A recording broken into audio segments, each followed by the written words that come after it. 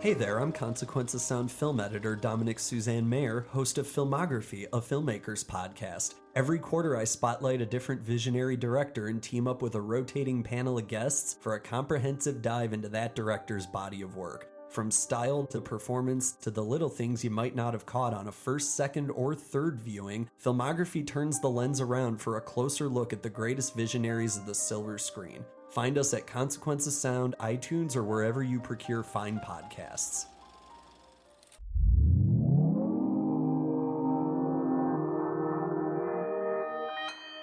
Consequence Podcast Network.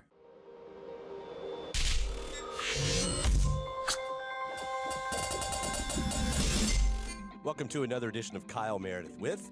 It's an audio interview series presented by WFPK Independent Louisville at WFPK.org, Consequence of Sound, and the Consequence Podcast Network. Wherever you're listening from right now, go ahead and hit that subscribe button so you can keep up with these interviews that we put out 3 times a week or more. I'm Kyle Meredith. Today, my guest is E from the band Eels. He's got a great new record called The Deconstruction. And we talk about the ins and outs of the record. He also addresses the hiatus between the last 2 albums. Then we're going to hop in the time machine, go back 20 years to talk about Electro-Shock Blues, and 25 years for his Broken Toy Shop LP. We'll get into his inclusion on the Netflix show Love, the super fandom of John Hamm, and his life with Steve Perry. It's Kyle Meredith with Eels. How you doing? I'm well. I believe now I'm talking to a Freeman of London from what I've just read on the internet. Seems like a very big honor. It's true. Oddly enough, it's true. Nobody knows what that means in America, but it's the same thing as like the key to the city. Oh, okay. I try to impress like my British friends and rock stars. Like I said to Pete Townsend, "Are you a Freeman of the city of London?" And he said, "No, he's not." And the best he got was the key to the city of Philadelphia. You've traded. Like I don't get it. Like so, I've nominated them to give this honor that they've bestowed upon me to this up and coming young talent, Pete Townsend.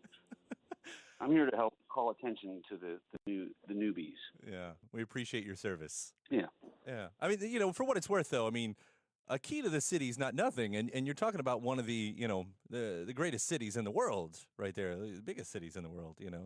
How does that come about? Like, did someone nominate you? Yeah, somebody in the, government or whatever. I don't know how things work in England, but somebody nominated me. And, I'd never heard of it before. It's just something that came up on our last tour.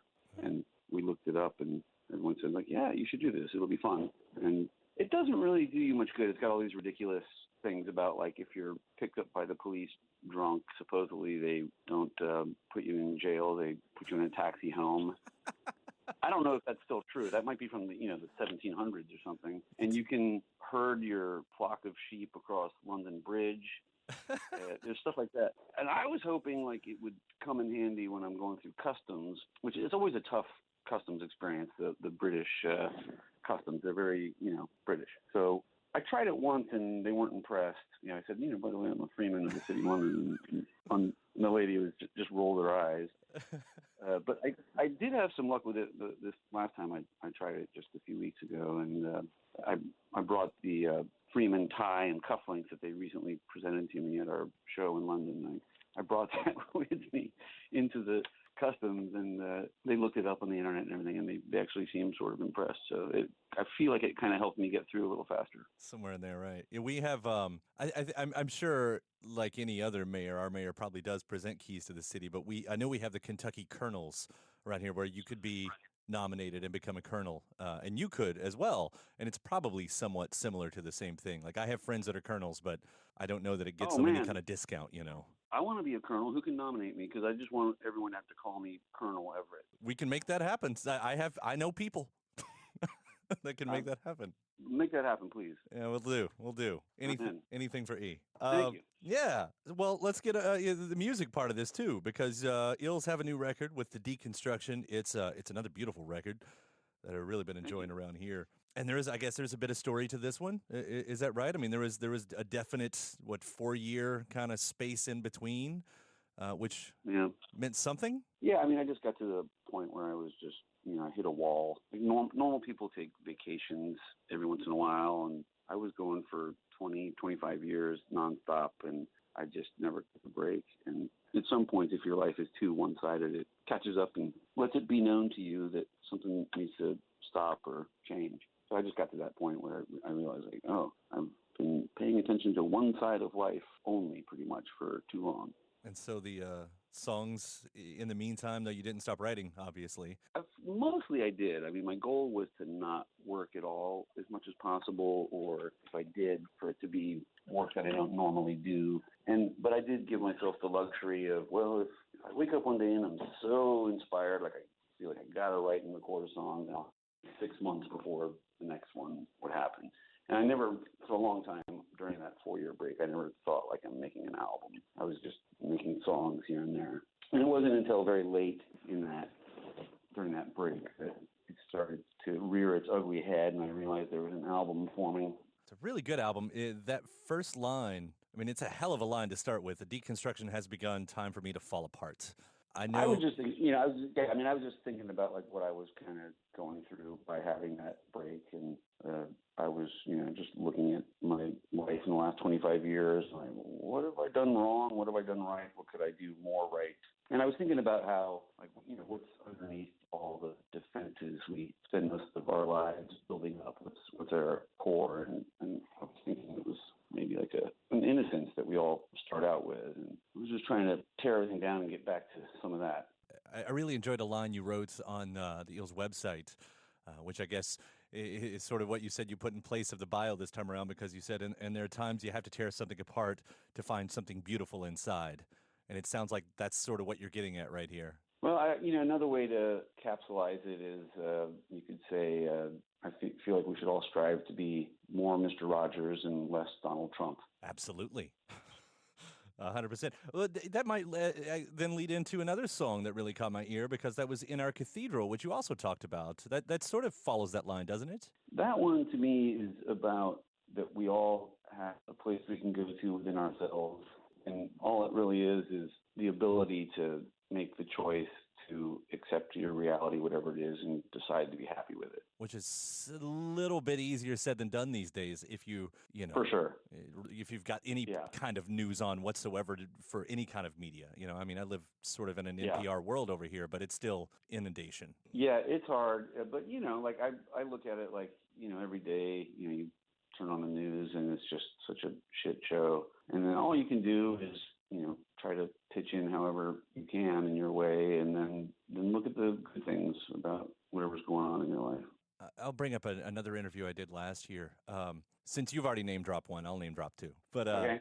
I was talking with Guy Garvey from Elbow, and they had just released their record last year, and I found it very interesting that, while we were all experiencing, the election madness, he had just fallen in love. And so what you have is this really interesting filter for how he saw the world at the time, because he was very much in his love bubble. I kind of wondered if you were going through something similar, because I don't know if I have the timeline right. I know you're a father, and I think you have a very young child, which would mean, like, while all this was going on, you might have been very hyper-focused on something else, which seems to be a luxury, actually, to me. First of all, that's not really on the same level as Pete Townsend name dropping, so I feel like I'm winning so far. Absolutely. I appreciate the effort. It's very cute.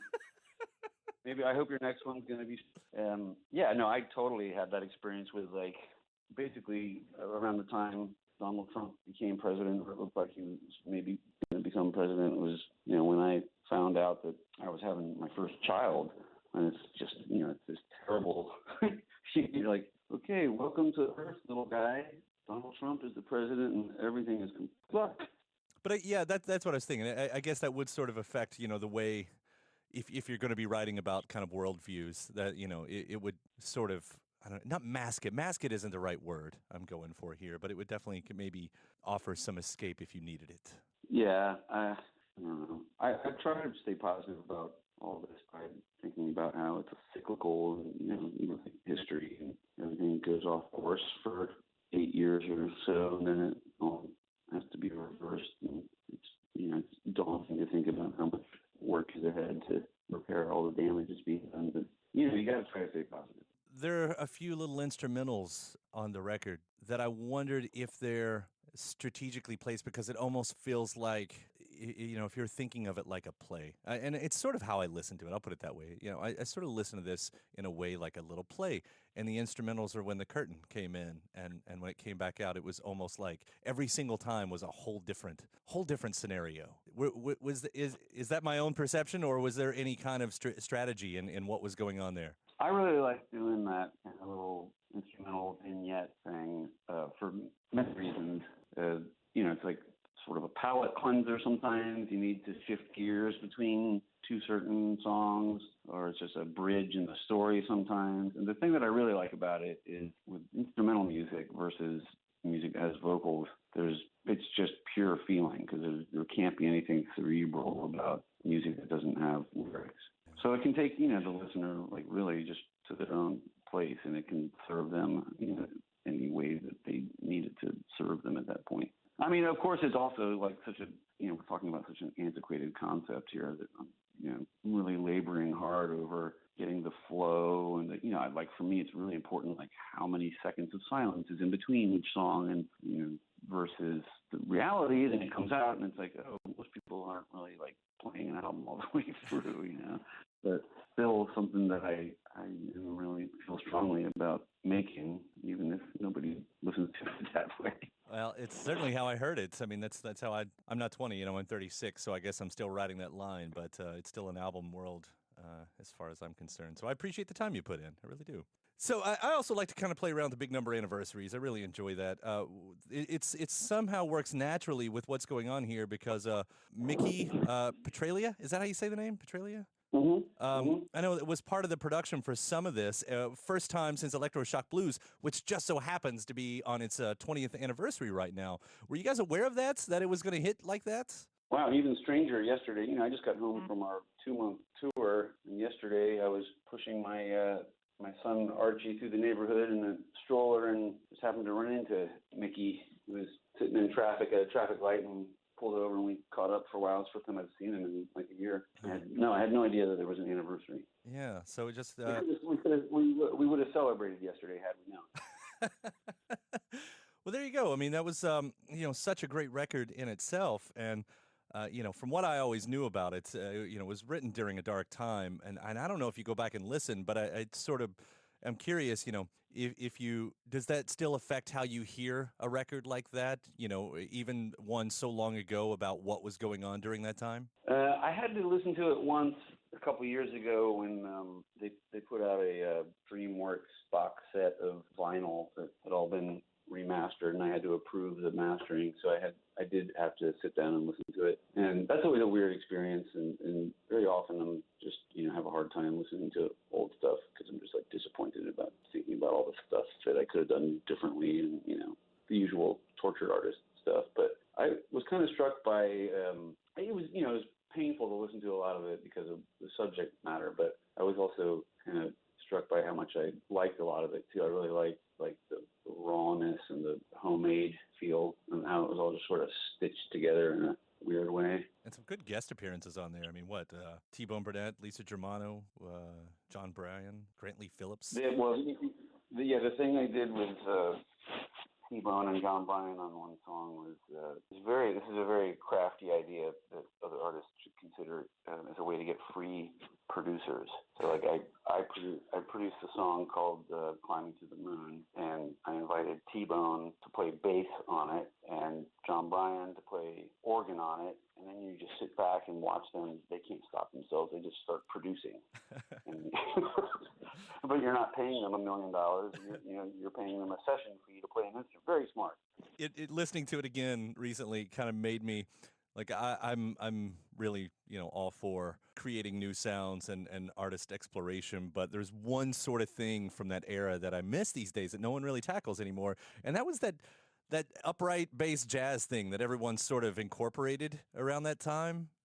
John Bryan was doing it with a lot of people, but and I know it was in at least a couple spots, I think, during this album too, and I don't know where that came from. Like, do you have any sense of why that was such an interesting, popular sound at the time? I don't remember being conscious that it was a thing. That was a phenomenon? I don't really remember that. Who was doing it? Oh, that was like Fiona Apple's first record was just like this filled with it, and it just seemed like everybody, there was a trip-hop thing going on, and everyone was sort of putting these little jazz inflections in some of their songs, and I think a lot of it came down to, that upright bass, the sound that gives. Dodie was doing it, of course, a lot with soul coughing, and oh yeah, right.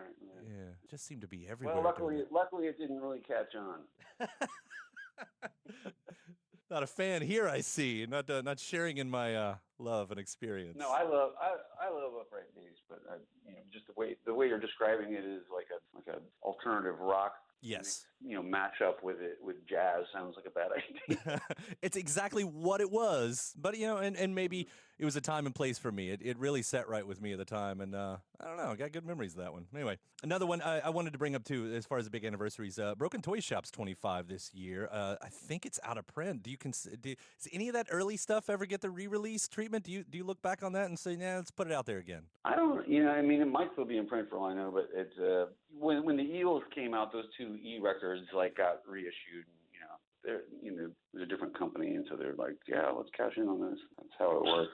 But that was that record was so completely unknown and buried. They put it out in December of I think 1993, and it just quickly died. And then I got dropped from the label, and that was the end of that. So that's a very obscure record. It's too bad. It really is too bad. I don't know. Probably rightly so. I'm sure it doesn't hold up. I don't recommend it. I haven't heard it in a long time. I will freely admit I don't quite remember what's on it, but I'm a fan. So I don't either, and I kind of want to keep it that way. Fair enough. Compliments, by the way. It was kind of fun turning on the old Netflix box. We watched all of Love, seeing you pop in and out of there. Good experience for you? Oh, it was a great experience. That was super fun. Yeah. And it was half fun and half terrifying because I'm not an actor, but I got so lucky to be able to do it with all these really great actors that were giving me tips and helping me learn. Yeah. To be able to act with Gillian Jacobs, who's just such a good actor, and she's teaching me. It's fantastic. So you've got the lessons learned now. You want to do more of that? Is there any kind of aspiration to try to go further down that path? I would if it was something that felt like a good fit. That one wasn't that big a stretch. I was basically playing an even more pretentious version of myself, just, a pretentious hipster Silver Lake musician. So I don't know what other kind of parts, I might be good for. Probably, criminals. Well, while we're, sort of in the Hollywood land there too, I'll ask this one directly. Is John Hamm an Eels groupie? Is that what's going on here? Well, I wouldn't call him a groupie because that would speak of, there was some sort of sexual thing or something going on. And while I do find him an extremely handsome man, it hasn't gone that far. So just a fan. Well, yeah, it turns out that I think he's been coming since before the Eels days. I think he might be one of the only guys that has Broken Toy Shop. I know he's a big fan. I have no John Hamm story. I stood next to him while watching My Morning Jacket at Bonnaroo once, but that's about it. That's a great John Hamm story. He stood there with his chin out because he has a pronounced chin, like he was analyzing every song, and Galifianakis was right in front of him, singing every single word to every song. So it turns out Zach's a MMJ superfan. I wasn't aware of that either. Yeah, who knew? Who knew? By default, you've also sort of become the expert on where is Steve Perry these days. I don't know if you know where Steve Perry is these days, but we're hoping you might have an update on if we're going to hear more from Steve Perry in the future. I don't know. We have stayed in touch, but he's been a little bit elusive lately. I don't know what is going on with him. He moves in mysterious ways. It's going to be sort of an interesting, unexpected part of your career, though. You can be associated with anyone because it's ultimately a small industry after you've been in it for a while. But I don't know. That one seems like it would be a bit more peculiar to me, at least. That was a real curveball, and it was a good lesson for me though, because when I grew up in Virginia and Journey was on the radio all the time, I always hated it. I was not into it. It just wasn't my cup of tea. And so when he became unexpectedly a part of my life, I was always sort of fighting it. And the good lesson in it for me was now I love Journey. As a result of knowing Steve and the experiences we've had, and then playing the songs with him, now it's when it comes on the radio, I turn it up. So you just never know. So it's a nice thing, I think, about getting older too. Like some of your rough edges soften, and you start to see like, oh, why was I being so difficult about that? There's no need. Let some of the love in. I'll tell you, having a kid changes things quite a bit as well, because never ever would I expect to put on Starship. But once he's now 10, a couple years ago, at 8 years old, he falls in love with We Built This City and all of that stuff. And I went through the same thing. It was like, you know what? That's really fun. Is it going to get that bad for me? This is bad news. No, it's absolutely. I'm going to have to build this city on rock and roll. You'll be knee deep in that hoopla, as they say. Oh, man. Don't fight it, E. You've taken the lesson that I just gave as an example and taken it to a ridiculous extreme. Well, I'm going to end it here with, you started out with Pete Townsend. I didn't win with Guy Garvey, but I have had Robert Plant on my show this year, and I did dance with Bono at a sound check. So hopefully that's... Okay, you win. I can't compete with dancing with Bono. But I'm going to tell you something. The Who is top 5 all-time favorite bands, and I've never, ever, ever met any of them. So... Oh, well, let's call it a draw then. Let's call it a draw. This was a lot of fun, E. I really appreciate this. A big congratulations. It's great to have you back on the Deconstruction. I love what you do, and I hope you just keep on doing it. Oh, thanks so much, man. I really appreciate it. All right. Take care out there, and we'll see you around. You too. All right. Bye. Hey, my thanks to E from Eels for that call right there. The latest record is called The Deconstruction, and it's out now. Don't forget, you can subscribe to Consequence of Sound's YouTube channel to keep up with your favorite artists and interviews. Of course, if you're listening to the podcast version of this, go ahead and hit the subscribe there too, and give a rating, leave a review as well. Then you can head over to WFPK.org. That's where I do a show every Monday through Thursday from noon to 3 Eastern, where you can also find some bonus episodes of this series over there. I'm Kyle Meredith, and I'll see you next time.